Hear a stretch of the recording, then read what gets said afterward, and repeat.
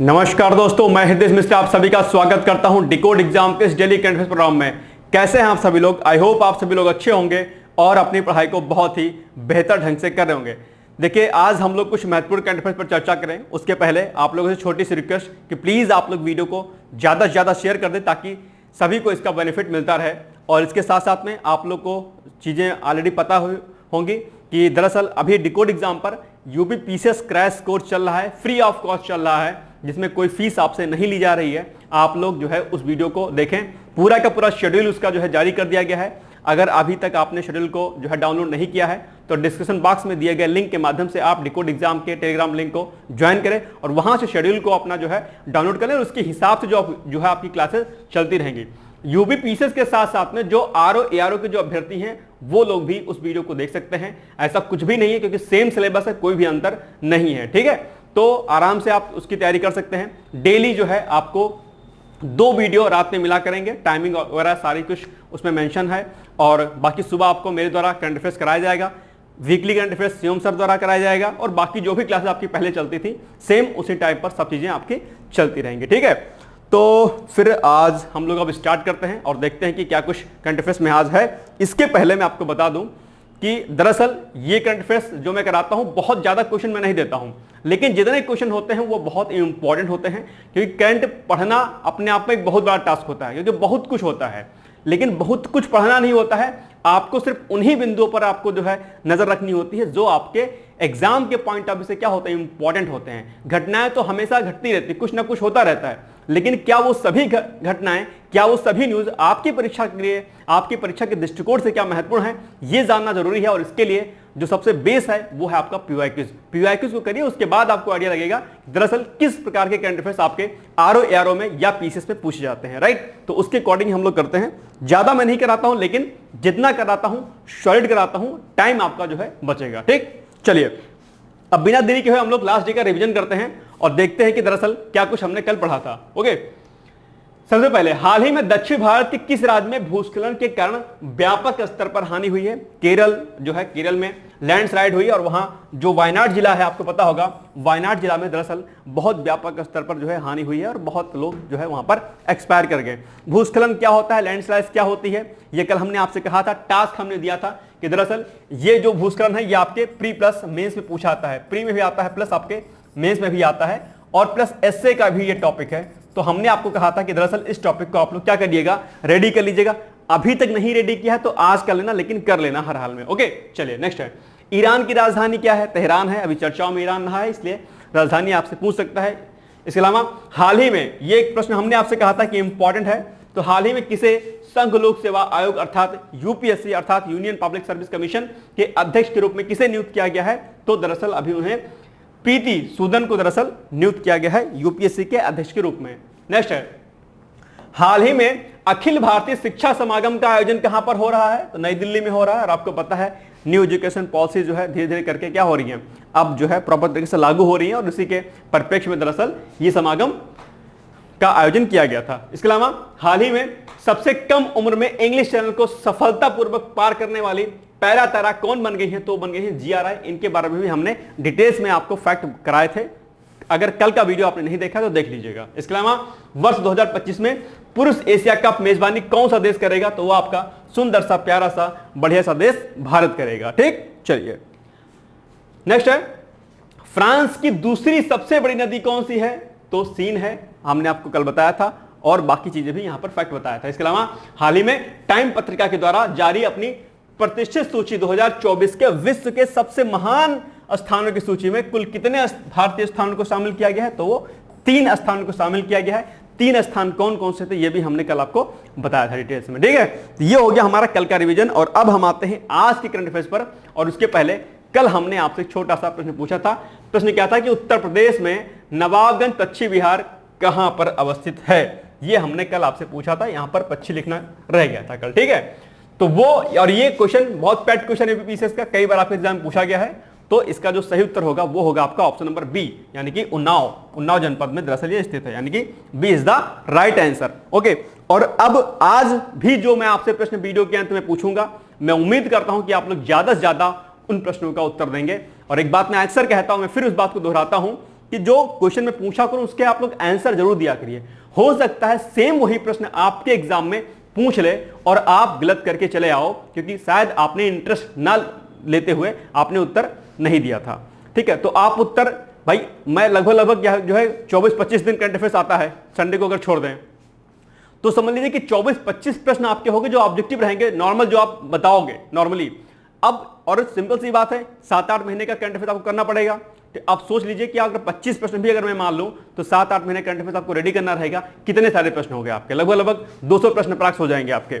ये आपके पास बहुत अच्छा कलेक्शन रहेगा जो इंपॉर्टेंट क्वेश्चन है। इसलिए मैं बोलता हूं कि उत्तर आप लोग कमेंट बॉक्स में जाकर के जरूर दिया करिए। भले ही आपको 1 मिनट लग जाए, गूगल पे सर्च करना पड़े, लेकिन थोड़ा सा कलम चलाओ, थोड़ा सा दिमाग चलाओ। बैठे रहोगे जो है माटी के महादेव की तरीके से तो कुछ नहीं होगा। ठीक है, इसलिए माटी के महादेव नहीं बनना है। माटी के महादेव मतलब समझते हो, एकदम चुपचाप बैठे रहना एक तरीके से, है ना, कोई उसमें हलचल ना हो, ऐसे नहीं रहना, एक्टिव रहना। अगर जीवन में सफल होना है तो अपने आप को एक्टिव कर लो। नींद से जो है क्या कहते हैं, थोड़ा सा तौबा कर लो, यानी कि नींद को थोड़ा सा पीछे करो, अपने को, अपनी बुद्धि को, विवेक को आगे करो और मेहनत के साथ आगे बढ़ो। अपने को एकदम फुर्तीला रखो, अच्छा खाओ, अच्छा पियो, कोल्ड ड्रिंक फोल्ड ड्रिंक ज्यादा न पीना। ठीक है, इस समय सेहतमंद वाली चीजें खाना पीना, दिमाग को दुरुस्त रखना, बादाम काजू खाओ। ठीक है, फालतू के इधर उधर की चीजें मत खाना। दिमाग रिफ्रेश रहेगा, पानी खूब पियो, माइंड से क्या रहेगा, रिफ्रेश रहेगा। सुबह योग प्राणायाम करो, फिर देखिएगा बुद्धि कितनी तीव्रता के साथ आपकी आगे बढ़ती है और बढ़िया काम आप करते हो। ठीक, ध्यान रखना।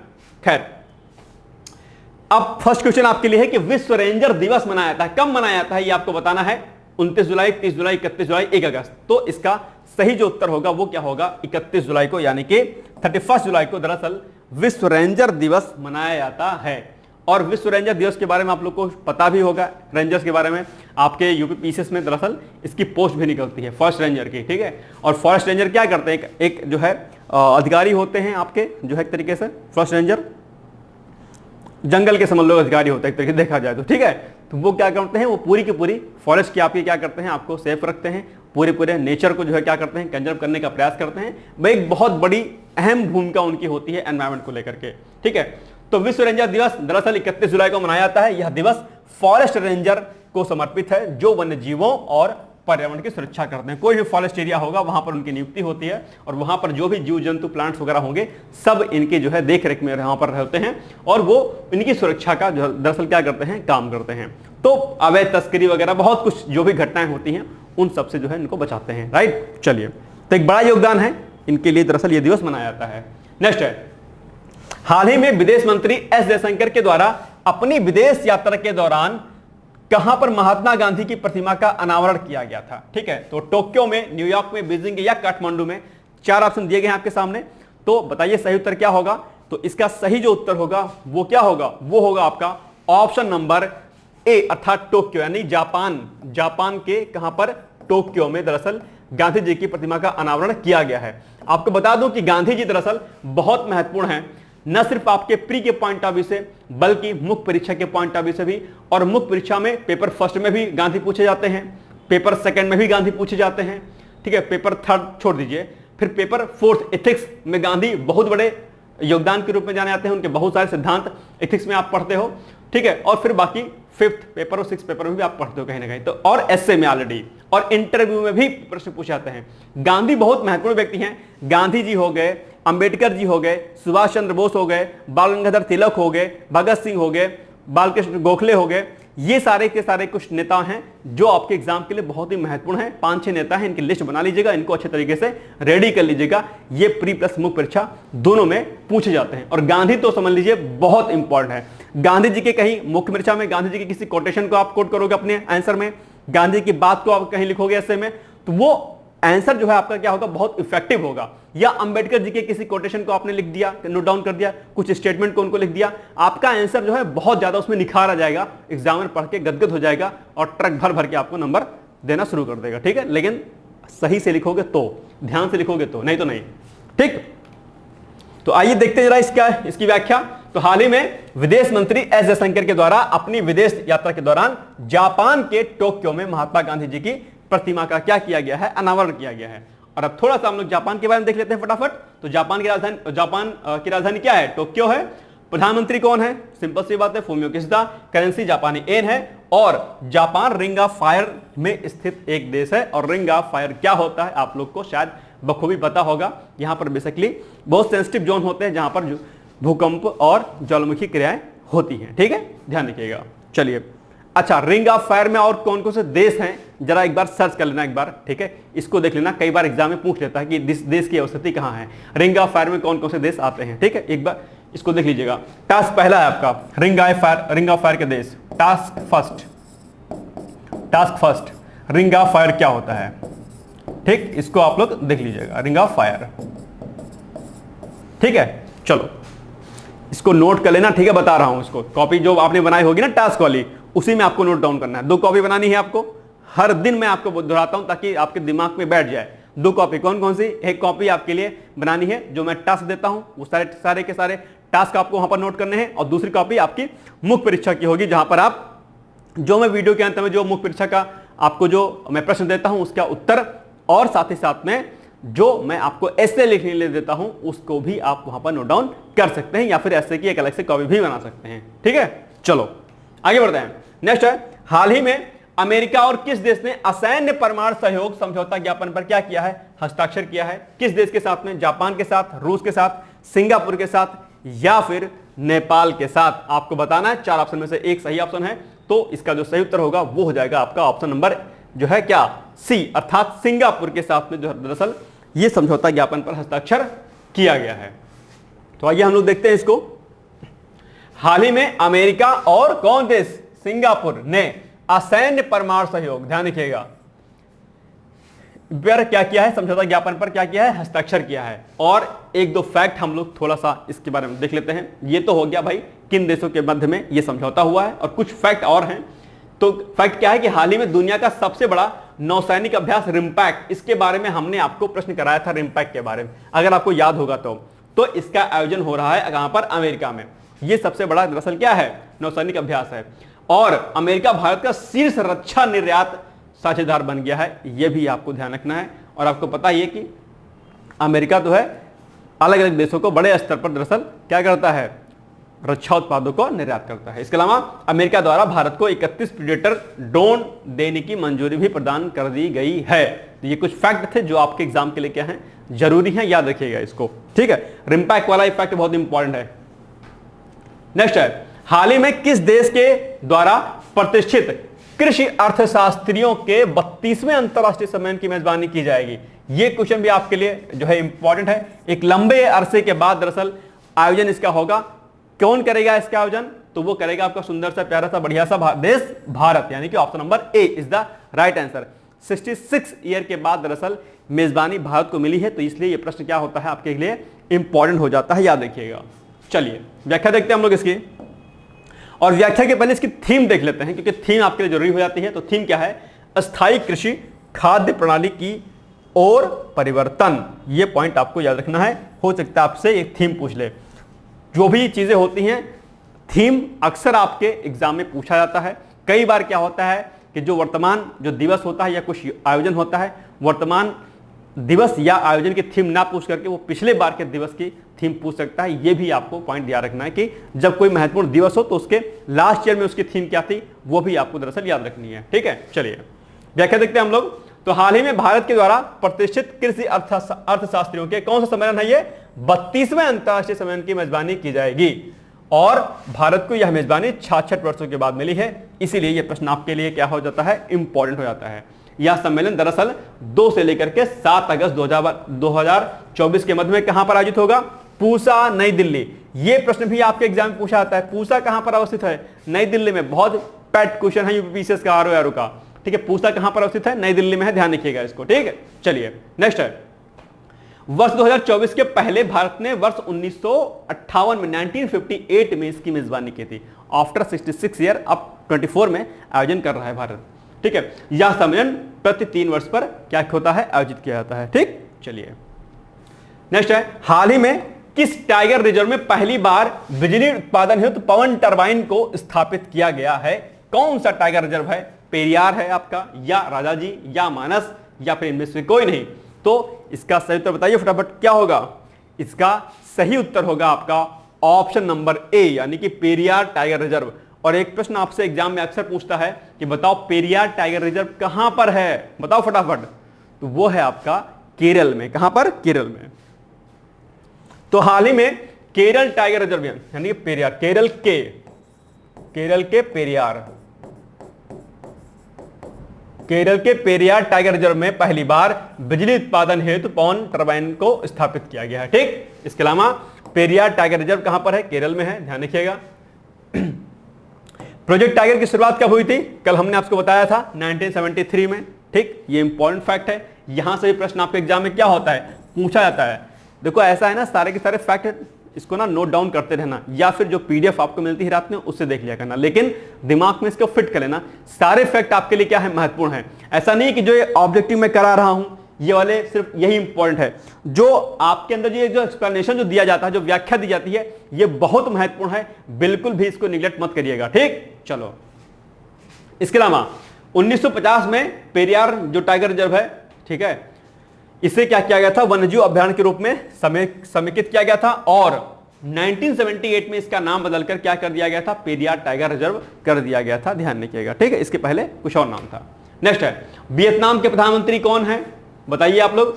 फाम मिन चिंग या हो ची मिन या फाम वान डोंग या इनमें से कोई नहीं। नाम बहुत अच्छे अच्छे हैं, वैसे बहुत सुंदर नाम है। ठीक है, क्या है? फाम मिन चिंग।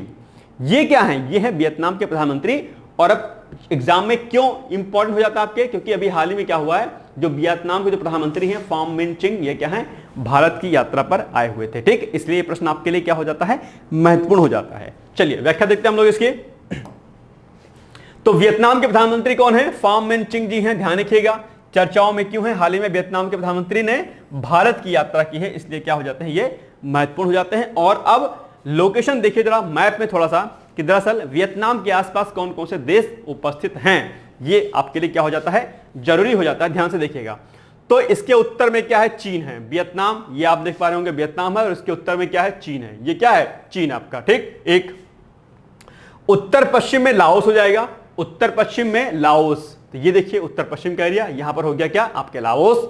और इसके अलावा दक्षिण पश्चिम में कंबोडिया। क्या दक्षिण पश्चिम में क्या हो जाएगा, ये हो जाएगा आपका कंबोडिया। ठीक बात। और पूर्व में दक्षिण चीन सागर है, तो पूर्व में आ जाएगा साउथ चाइना सी, दक्षिण चीन सागर। ठीक, ये चार लोकेशन आपको क्या करनी है, याद करनी है। कई बार कोई देश अगर चर्चाओं में रहता है तो लोकेशन मैप के माध्यम से पूछ लेता है। मैं हर दिन आपको ये बात कहता हूं, कोई भी देश चर्चा में हो, मैप के माध्यम से उसको थोड़ा सा समझने की कोशिश जरूर करिएगा। ठीक है, ये आपके लिए महत्वपूर्ण हो जाता है। चलिए आगे बढ़ते हैं हम लोग। अच्छा, राजधानी वियतनाम की क्या है, तो वियतनाम की राजधानी क्या है, हनोई है। और ये फैक्ट भी आपके लिए क्या हो जाता है, महत्वपूर्ण हो जाता है, याद रखिएगा।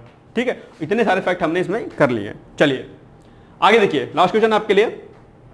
हाल ही में तरंग शक्ति अभ्यास 2024 का आयोजन कहां पर किया जा रहा है? इसको भी हमने डिटेल्स में कराया था, लेकिन अब आपका माइंड थोड़ा सा रिफ्रेश हो जाए इसलिए हमने दोबारा से इसको पूछ लिया है। तो इसका आयोजन दरअसल कहां पर हो रहा है, तमिलनाडु में हो रहा है। ध्यान रखिएगा। ओके, आइए इसकी हम लोग व्याख्या देखते हैं। तो हाल ही में तरंग शक्ति अभ्यास 2024 का आयोजन दरअसल भारतीय वायुसेना द्वारा सुलूर यानी कि तमिलनाडु में और जोधपुर राजस्थान में किया जा रहा है। फैक्ट क्या है, आपके लिए इंपॉर्टेंट है। और इस अभ्यास में 30 से अधिक देश भाग लेंगे, इसलिए तरंग शक्ति अभ्यास जो है आपके परीक्षा के लिए महत्वपूर्ण है।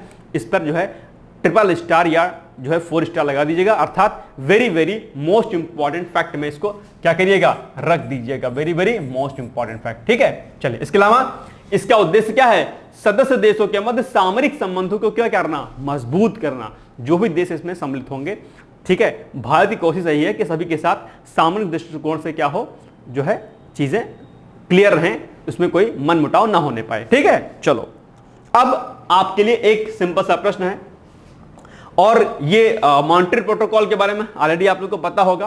पूछा है आपसे क्या कि मॉन्ट्रियल प्रोटोकॉल का संबंध है, किससे संबंध है इसका, ओजोन क्षय से, या यानी कि ओजोन डिप्लीशन से, या परमाणु हथियार, या जल प्रदूषण, या फिर इनमें से कोई नहीं। बहुत आसान सा जो है ये प्रश्न है, और मुझे पूरी उम्मीद है कि आप इसका उत्तर सही देंगे। रिपीटेड क्वेश्चन भी ये आपके एग्जाम में पूछा गया है। कई बार क्या होता है कि आप लोग कंफ्यूज हो जाते हो, ठीक है, कि ये किससे संबंधित है, तो आपको बताना है कि मॉन्ट्रियल प्रोटोकॉल का संबंध किससे है। ठीक है, तो ये हो गया, आपको इसका उत्तर देना है। और अब हम आते हैं आज के किस पर? मुख्य परीक्षा के अभ्यास प्रश्न पर। आपको बताना है कि दरअसल लोक लेखा समिति से आप क्या समझते हैं। यूपी पीसीएस में इस प्रकार के प्रश्न बहुत पूछे जाते हैं, या फिर उन स्टेट में पूछे जाते हैं जहां पर मेंस क्या है, सब्जेक्टिव है। तो लोक लेखा समिति से आप क्या समझते हैं। और आपको बता दूं, दरअसल लोक लेखा समिति जो होती है, इससे प्रश्न आपके प्री में भी खूब पूछा जाता है, बहुत इंपॉर्टेंट है प्री के लिए, और ये मेंस के लिए भी क्या है, आपके लिए इंपॉर्टेंट है। तो लोक लेखा समिति, इस पर लिखने की कोशिश कीजिएगा। अगर आपके पास कोई बुक होगी तो वहां से आप इसके नोट्स बना सकते हैं। लक्ष्मीकांत होगी तो वहां पर तो डिटेल्स में ऑलरेडी चीजें दी गई हैं, ठीक है। तो इसको आप लोग क्या करिएगा, रेडी करिएगा।